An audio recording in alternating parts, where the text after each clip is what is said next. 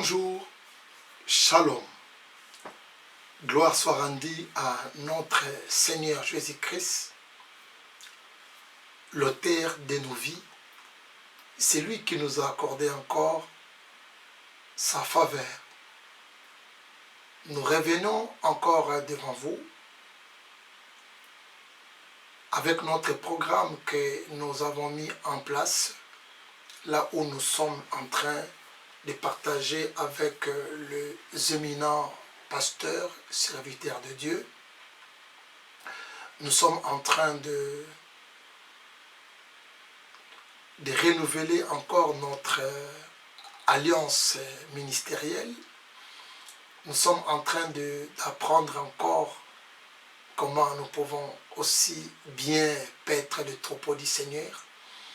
Et nous essayons aussi de remettre également les principes ministériels en place pour pouvoir bien exécuter l'ordre de notre Seigneur et Sauveur. Parce que le temps où nous vivons, comme je suis en train de dire souvent, le temps est tellement vraiment mauvais.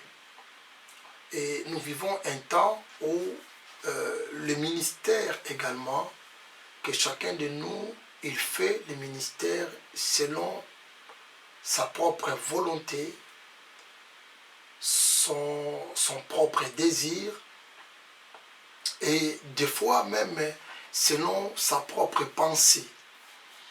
Et nous ne respectons pas également les principes ministériels. Et voilà pourquoi nous vivons un temps où l'un peut se réveiller le lendemain et il se proclame pasteur.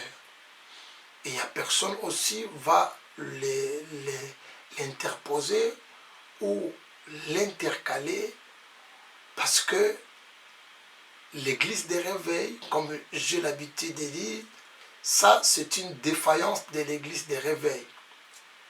Le leadership n'a pas été également respecté. Le père ne sont pas respectés. Donc les aînés également, ils ne sont pas respectés. Donc chacun, il fait des choses selon son désir. Et voilà pourquoi nous vivons aujourd'hui que complètement l'œuvre de Dieu ou les ministères n'a plus de valeur également. Quand vous dites que vous êtes pasteur, ce n'est pas la même valeur comme à l'époque lorsque nous étions petits. Vous voyez, c'est vrai que la pastorale aujourd'hui, ça devient quelque chose de moquerie, vous voyez, parce qu'il y a beaucoup des habits en même temps et personne ne surveille personne et personne qui respecte personne. Et voilà, le principe du Seigneur est complètement anéanti par les antivaleurs de ceux-là qui sont autoproclamés aussi, même ceux qui ne sont pas autoproclamés, mais qui n'ont pas gardé les valeurs ministérielles. Nous avons mis en place pendant, ça fait quelques années, un thème que nous sommes en train de partager sur les thèmes dans les programmes, c'est le pasteur et ses défis au quotidien. Donc nous avons voulu échanger, en même temps partager pour édifier les uns et les autres, de manière de comprendre que nous avons un défi qui est au devant de nous, tous les pasteurs, ceux qui sont appelés au ministère, à savoir que nous avons vraiment un défi, et le défi que nous avons, c'est un défi permanent. Et dans ce défi-là, nous sommes dans ce programme qui est le pasteur et ses défis au quotidien, nous sommes en train d'aborder plusieurs sujets. Nous parlons sur aussi la vie privée des pasteurs. Nous parlons comment on peut gérer aussi et l'église et notre maison.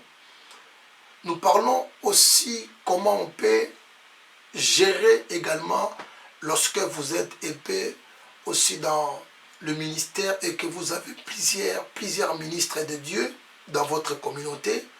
et comment on peut aussi marcher de manière digne, de respecter les principes pour rester toujours un serviteur fidèle auprès du maître. Donc, nous parlons beaucoup de choses. Nous avons essayé de parler beaucoup de choses. Si vous pouvez aussi révisionner encore nos vidéos qui sont déjà en ligne, qui sont à YouTube, vous allez voir que nous avons parlé beaucoup de choses. Et c'est vraiment, c'est édifiant et ça nous aide aussi également comment nous pouvons vraiment vivre une vie victorieuse tant que ministre de Dieu dans le temps de la fin. Mais aujourd'hui, nous allons parler sur la démonologie et nous mettons aussi Lucifer. Parce que quand nous parlons de la démonologie, nous voulons tout simplement parler de la science ou les études, ce qui concerne également une étude proprement dite des démons. Et nous savons bien que le maître des démons, c'est les diables. Donc, alors, nous allons parler sur les diables et tous ces démons.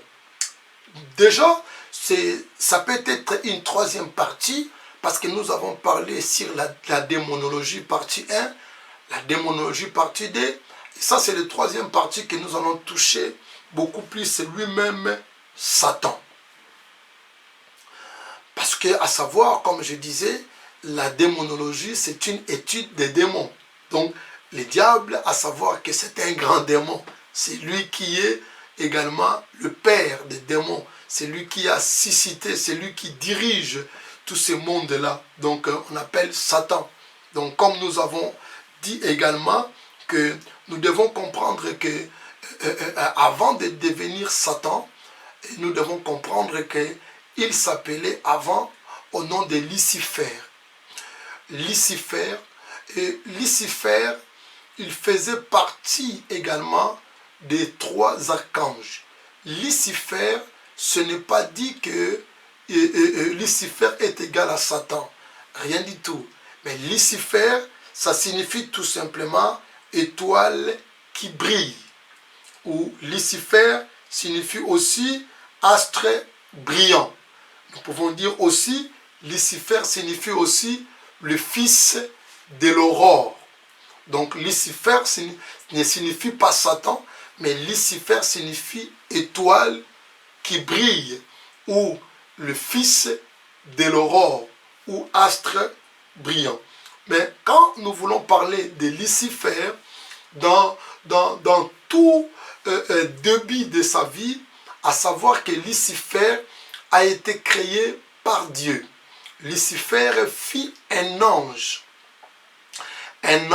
du Seigneur qui était dans une certaine catégorie des archanges. Ça veut dire qu'ils étaient dans le deuxième rang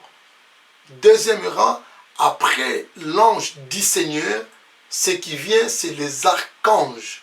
Et parmi les archanges, ils étaient au nombre de 3 archanges. Lucifer, Gabriel et Michael. Ce sont des 3 archanges où ils étaient vraiment comme, je peux dire, des piliers, hein, on peut dire ça comme ça, des piliers du trône du Seigneur, vous voyez. Et parmi ces Lucifer, si vous voulez vraiment voir son existence a été prêchée depuis l'Ancien Testament, même jusqu'au Nouveau Testament. Plus de 7 livres, nous pouvons même dire que, même plus même, mais je pense que le livre de Genèse a parlé de Lucifer, le livre de Job, Ésaïe, Chronique, Ézéchiel, Daniel et Zacharie, qui ont parlé également de Satan. Mais là, je suis en train d'abord de parler de son origine. Et son origine, Lucifer, créé par Dieu. Parce que, au départ, il fit un ange qui est créé par Dieu. C'est là où nous voulons aussi dire aux serviteurs de Dieu de vraiment savoir que Dieu n'a pas créé Satan. Même si vous pouvez trouver peut-être certaines versions qui disent que Satan a été créé par Dieu, mais c'est une version qui n'était pas, une traduction qui n'était pas bonne. Normalement, on ne peut pas, Dieu ne peut pas créer, Dieu n'a pas créé Satan, mais Dieu a créé Lucifer, parce qu'il était un ange bien. Vous voyez, il était un ange que Dieu a créé comme un être spirituel. Mais devenir Satan, c'est-à-dire c'est une métamorphose de Lucifer qui n'a pas été créé par Dieu. Parce que Dieu ne peut pas créer en même temps son opposant, ou Dieu ne peut pas créer en même temps son ennemi. Donc Dieu a créé Lucifer qui était en parfait état, qui était bien, en beauté, tout fidèle, tout cela, jusqu'à ce que l'iniquité se trouvait en lui. Là, vous pouvez aussi lire ça dans le livre d'Ézéchiel, chapitre 28. Dans chapitre 28, il nous a dit ceci. Il a dit ceci. Je prends le verset 14. Là, il parle pas de Satan, mais il parle de Lucifer. Donc nous devons comprendre que Lucifer c'est créé par Dieu, mais Satan, ce n'est pas créé par Dieu. Donc Satan, il est devenu Satan parce qu'il se métamorphose par rapport à sa ruse, par rapport à sa rébellion, et ils sont changés de devenir maintenant Satan. Mais Dieu, en lui-même, Dieu, il n'a pas créé Satan, mais il a créé Lucifer. Bien sûr que l'origine de Satan, Satan vient également dans cette origine tant qu'un ange que Dieu a créé. C'est pourquoi nous avons des fois l'habitude de dire que Dieu qui a créé Satan. Mais en réalité, bibliquement parlant, Dieu n'a pas créé Satan, mais Dieu a créé Lucifer.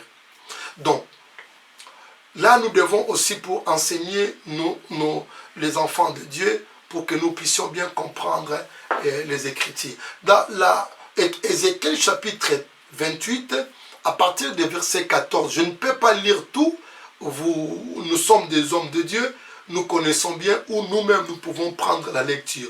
Il dit ceci, tu étais un chérubin protecteur. Il parlait de Lucifer, un chérubin. Vous voyez, un chérubin protecteur, aux ailes déployées, je t'avais placé et tu étais sur la sainte montagne de Dieu. Le chérubin, un ange qui était, Dieu a dit ici que je t'avais placé et tu étais sur la sainte montagne de Dieu. Tu marchais au milieu de pierres étincelantes. Vous voyez, donc il marchait au milieu de toutes pierres étincelantes, de pierres précieuses.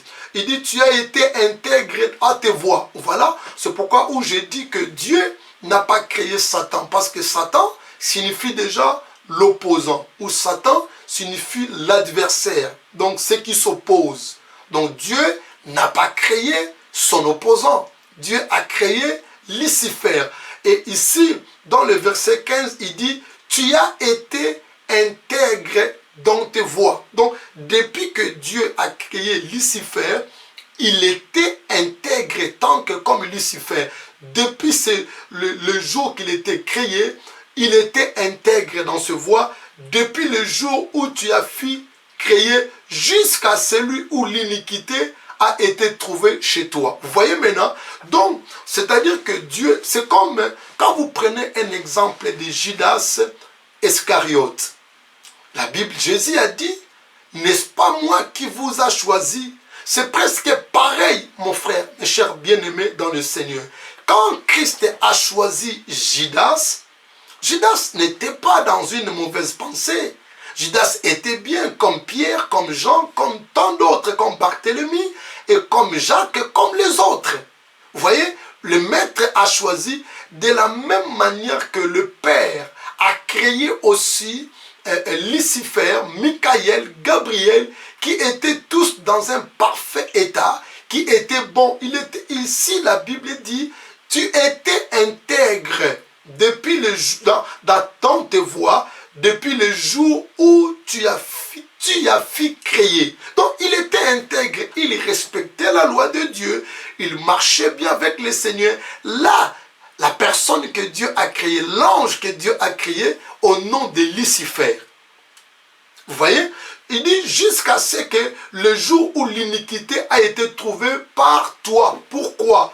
Par ta grandeur de ton commerce, tu as été rempli de violence. Donc, la seule chose à comprendre ici, c'est qu'il a poussé également Lucifer de créer une violence ou une rébellion.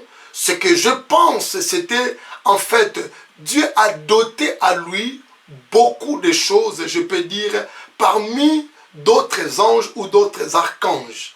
Donc, Lucifer a pris également une portion qui était beaucoup plus par rapport aux portions que Gabriel et Michael qui ont pris. Donc Dieu a doté à Lucifer, vraiment je pense que toute sa confiance aussi, Dieu a doté à Lucifer beaucoup de responsabilités en lui, et Dieu a donné aussi, il dit, tu marchais au-dessus des pierres étincelantes. Donc il vivait vraiment au milieu de beaucoup de pierres. Si vous remontez un petit peu dans le verset 12, il dit ceci. Fils de l'homme, prononce une complète sur roi de Tyr, et tu lui dirais, ainsi parle l'Éternel.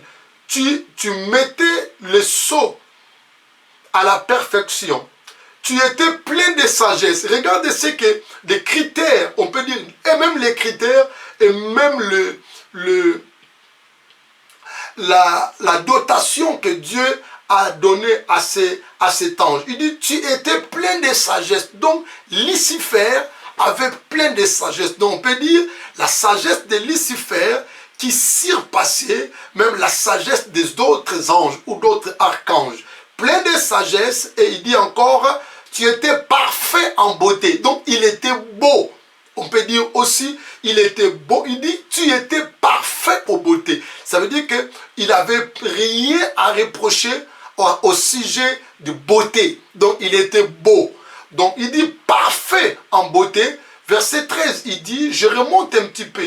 Donc, le Ézéchiel 28, je remonte un petit peu. Tu étais à Éden, les jardins de Dieu. Tu étais couvert de toutes les pierres, de toute espèce de pierres précieuses. Regardez ce qu'il dit. Il dit, tu as été couvert. Donc, regardez, Dieu, il a donné beaucoup de sagesse à Lucifer, plein de sagesse. Il dit encore, parfait en beauté. Et il a dit encore, je t'ai placé dans l'Éden, les jardins de Dieu, et entouré par toute espèce de pierres précieuses. Donc, toute espèce de pierres précieuses qui étaient à son pouvoir. Vous voyez? Donc, il dit les sardoines, les topazes, les diamants, les chrysolites, l'onyx, les jaspes, les saphirs, les escarboucles, il dit l'émeraude, l'or, tambourin. Et les tambourins et les flûtes étaient à ton service, préparés pour le jour où tu fus créé. Donc, les tambourins, l'or, tous les émeraudes, toute cette pierre précieuse-là était déjà préparée le jour où lui, il fut créé. Il a trouvé toutes ces choses-là. Il était vraiment complètement béni. Donc, Lucifer vivait dans l'abondance plus que d'autres anges. Est-ce que je me pose aussi des questions? Confier quelqu'un beaucoup de choses, est-ce que c'est risqué aussi d'être aussi dessus un jour? Je peux dire oui, parce que l'exemple que nous sommes en train de vivre, c'est qui nous donne aussi l'expérience à faire beaucoup de choses tant que nous, les hommes et les serviteurs de Dieu. Donc, confier à un frère, confier à une sœur, tellement beaucoup de responsabilités dans l'église et les donner encore une place plus que les autres, vous êtes en train de pousser le frère ou la sœur dans une rébellion ou dans une violence ou dans un orgueil. Donc, vous le poussez, vous êtes en train de préparer l'orgueil à ses frères ou à cette sœur. Donc, c'est vraiment un défi à nous, tant que les hommes de Dieu. Vous devez partager, et je peux dire que partager la responsabilité de manière équitable. Ne confiez pas, ne donnez pas une pleine ou beaucoup de responsabilités à une seule personne ou à un frère. C'est très dangereux aussi. Même lorsque, au moins vraiment que la personne, il est ministre de Dieu, pasteur comme toi, ou prophète, aussi, ainsi de suite, pour que vous les laissez la place. Si vraiment que vous n'avez pas d'autres pasteurs ou d'autres ministres dans votre communauté, essayez de répartir la tâche de manière équitable. Ne donnez pas le pouvoir ou la responsabilité à une personne, tandis que vous avez beaucoup d'autres personnes qui pouvaient aussi faire le travail comme tout le monde. Ce qui a causé la violence et l'orgueil, en fait, de Lucifer, parce qu'il était comblé de toutes les pierres précieuses. Dieu l'a doté la sagesse, Dieu l'a donné encore la beauté, il était parfait, il avait presque tout. La louange était à son service, il dit les flûtes, les tabourets étaient déjà préparés pour le jour où il fut créé. Donc, le jour qu'il était déjà créé, les tabourins, le flûte, tous les pierres précieuses étaient là. Donc, ne faites pas cette erreur-là que nous sommes en train de commettre souvent. Et après, nos cœurs, où l'église des fois est déchirée, ou des fois l'église entre dans beaucoup de problèmes. Par rapport à quoi? Parce que vous aimez ces frères, parce que vous aimez cette sœur, parce qu'il est zélé, parce qu'il vous écoute, parce que comme ça, et vous chargez à une seule personne beaucoup de responsabilités, et il commence à voir peut-être que après toi, c'est lui.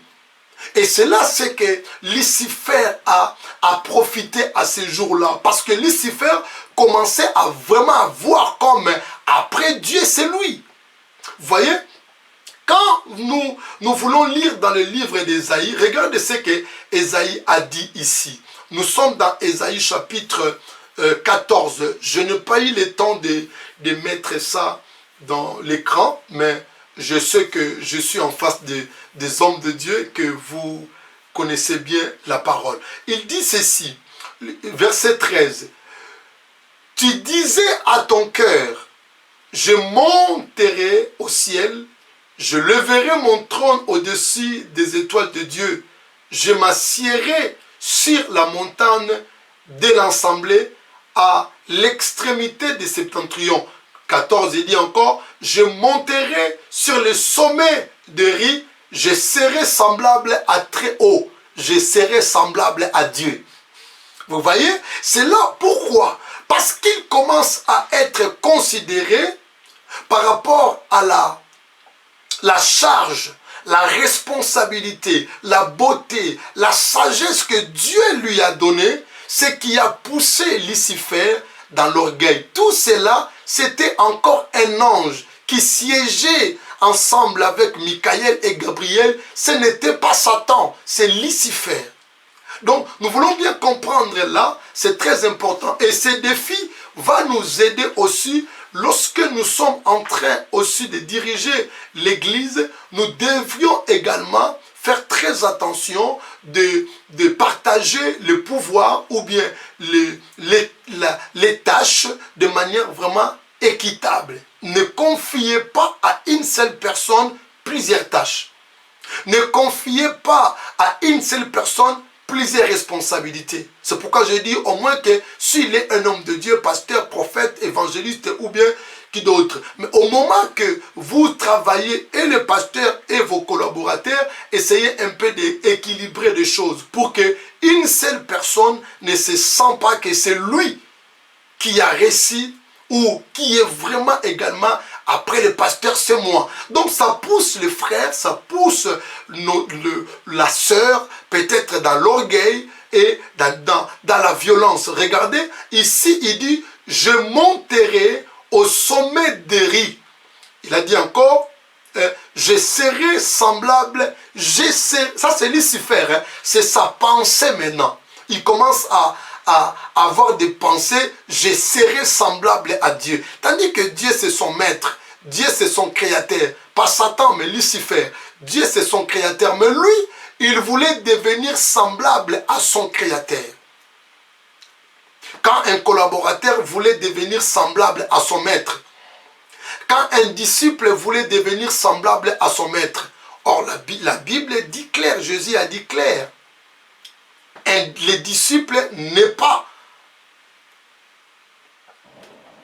il n'est pas comme son, il n'est pas comme son maître. Le disciple, c'est un élève.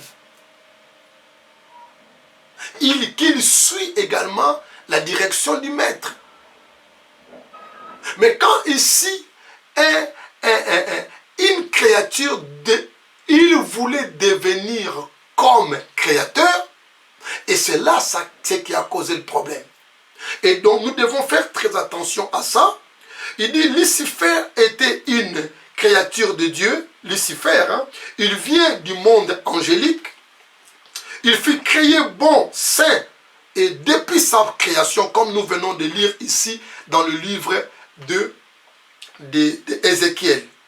Et comme je peux dire que jusqu'à tel point que la rébellion est entrée en lui par rapport à sa pensée, parce qu'il voulait devenir également comme Dieu très haut, le très haut.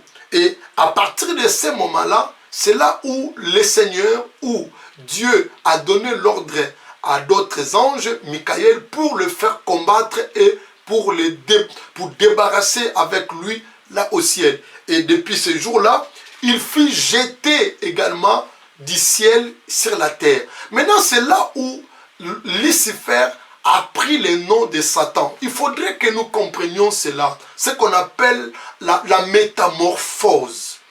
Un changement qui est lieu pendant qu'il faisait cette chute-là.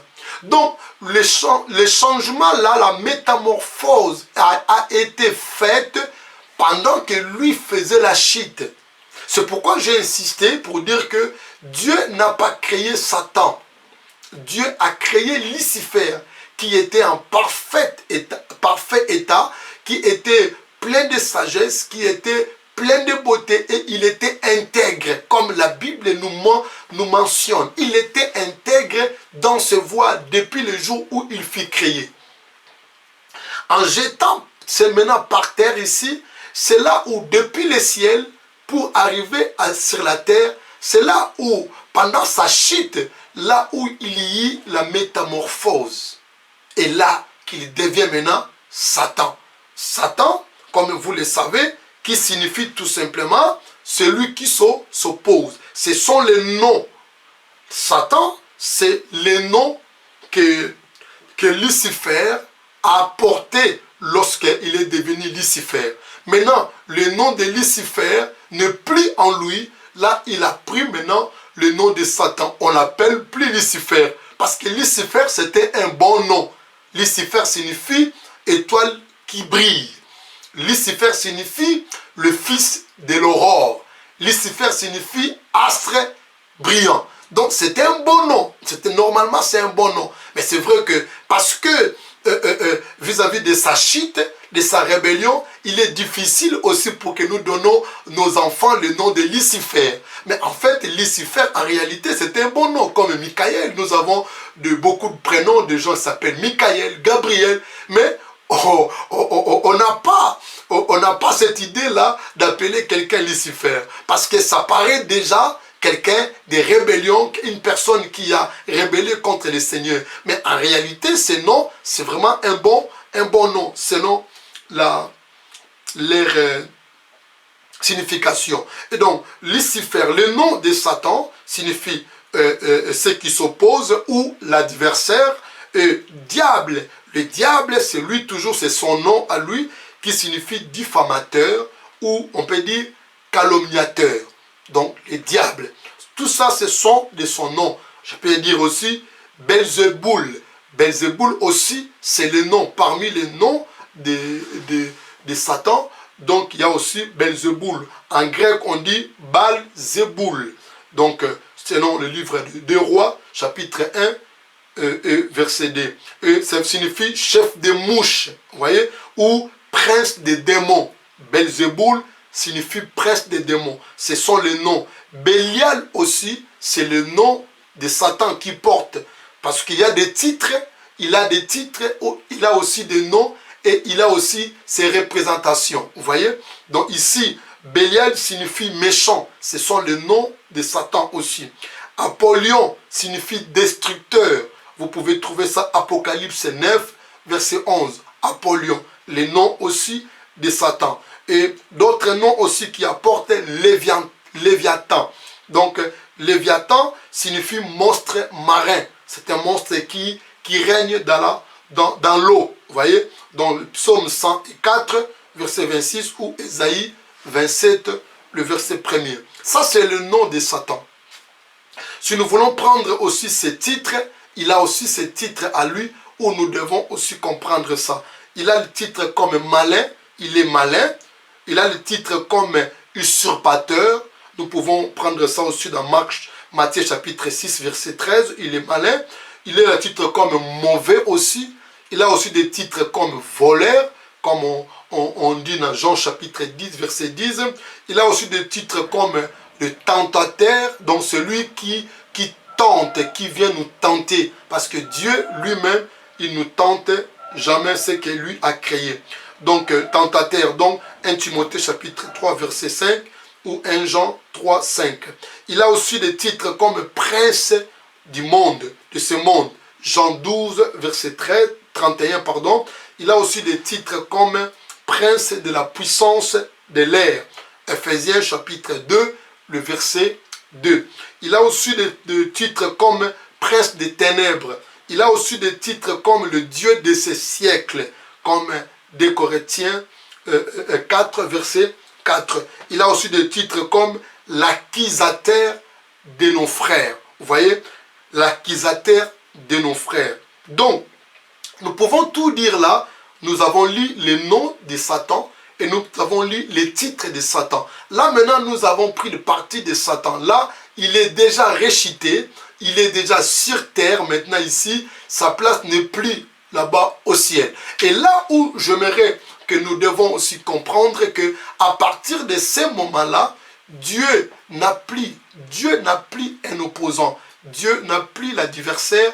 Dieu n'a plus un ennemi. Il n'y a pas Dieu n'est pas il n'a pas un ennemi, il n'a pas un opposant. Parce que nous faisons beaucoup amalgame où des fois nous prêchons certaines choses que nous-mêmes nous comprenions vraiment pas ça très bien. Parce que nous disons peut-être que le diable c'est un ennemi de Dieu. Le diable n'est pas ennemi de Dieu. Parce que le diable a été déjà vaincu. Lucifer a été jeté par terre, a été vaincu. Même là-bas au ciel, comme la Bible dit, il y eut un combat dans le ciel et le diable combattit avec Michael combattit avec dragon ou le diable. Et comme sa place ne fut plus trouvée au ciel, il a été jeté ici. Donc, il est ennemi de nous, il est ennemi de l'être humain, il est ennemi de l'Église, mais il n'est pas ennemi de Dieu. Dieu n'a pas des ennemis. Donc, nous devons comprendre ça, mes chers amis. Dieu n'a pas l'adversaire. Dieu n'a aucun adversaire. Dieu n'a aucun ennemi. Donc, c'est le diable qui est maintenant notre adversaire, qui est notre ennemi. Parce que le livre d'Apocalypse 12, il dit « Malheur à la terre, car le diable est descendu vers vous et animé à une grande colère. » Animé une grande colère. Pas vis-à-vis, sa colère n'est pas vis-à-vis de Dieu, sa colère vis-à-vis de nous. Parce que Dieu les a déjà vaincus et on les a jetés ici par terre, même si nous poussons parler aussi de ce que Christ a fait à Golgotha. C'est-à-dire que Christ a déjà écrasé sa tête, Christ a déjà anéanti son pouvoir, Christ a déjà vaincu cet ennemi. Donc, Christ n'a pas de l'ennemi. Maintenant, c'est l'ennemi. Il est devenu notre ennemi. Dieu n'a pas des ennemis. Le diable, il est notre ennemi à nous. Donc, c'est là où l'Église et les hommes de Dieu, nous devons enseigner dans la maison du Seigneur pour comprendre que nous avons un ennemi commun qui est le diable. Donc le diable, c'est lui qui nous combat. C'est pourquoi je dis souvent, l'Éphésiens qui dit que nous combattons pas contre la chair et contre le sang. Vous voyez, nous devons comprendre ça parce que l'église d'aujourd'hui, nous sommes également loin de la parole du Seigneur. Nous combattons entre nous. Éphésiens chapitre 6, verset 12. Il dit, car nous n'avons pas à lutter contre la chair et le sang. Donc, ce n'est pas à mon frère, à moi, ce n'est pas à ma soeur, ce n'est pas à une autre église, ce n'est pas à un ami pasteur, ce n'est pas à un collègue prophète, ce n'est pas à eux que nous devons combattre. Mais notre ennemi commun, c'est le diable. Celui que nous devons vraiment charger de coups, c'est le diable et non ton frère et ni ta soeur. Et ni aussi, comme je disais, l'église qui est à côté de toi. Parce qu'aujourd'hui, on peut avoir des églises dans le chemin ou dans une ville, surtout nous ici en Europe, des fois c'est rare dans une avenue que vous avez des églises, c'est vraiment rare. Mais dans une ville, vous pouvez avoir des églises ou 3 églises. Donc cette église-là, ce n'est pas ton ennemi. Ce n'est pas ton ennemi. Donc l'église de ton frère ou la communauté qui est en face de toi ou qui est dans la même ville que toi, ce n'est pas ton ennemi à toi. Notre ennemi, c'est le diable. Nous devons vraiment focaliser et tourner notre arme vis-à-vis de notre ennemi qui est le diable et non ton frère et ta sœur. Il dit, car nous n'avons pas à lutter contre la chair et le sang, mais contre les dominations, contre les autorités, contre les princes de ce monde, le monde des ténèbres, contre les esprits méchants dans le lieu céleste. Voilà ce que nous voulons dire. La représentation du diable, à savoir que le diable se représente aussi comme un serpent ancien. Donc quand vous voyez dans la Bible, il y a une représentation comme un serpent ancien, c'est l'image aussi du diable.